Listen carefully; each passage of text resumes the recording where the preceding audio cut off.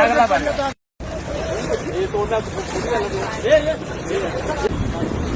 महाराष्ट्र. मी सिद्धेश पावले, करंजाडे शहराध्यक्ष, महाराष्ट्र नवनिर्माण सेना, तालुका पनवेल. माझे सहकारी मला बोलत होते आज तो दादा सगळीकडे बंद आहे, आपण कुठेतरी रिसॉर्टला जाऊया. मी बोललो मित्रांनो कुठे जायची गरज नाही. सिडको प्रशासनाने आपल्याला आपल्या करंजाड्यामध्ये रिसॉर्टची व्यवस्था करून दिली आहे, ती पण सगळ्यांना मोफत. करंजाडे वासियांचं भाग्य आहे की इथे जागेवर त्यांना रिसॉर्ट मिळालेलं आहे. बघा आम्ही किती आनंद घेत आहोत. बघा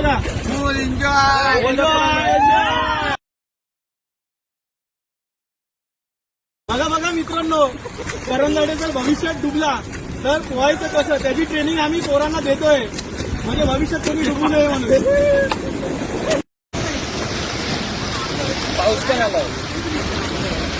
नमस्कार. सिडकोची टॅगलाईन आहे शहरांचे शिल्पकार. तुम्ही बघू शकता कोणत्या प्रकारचे शिल्पकार आहे सिडको.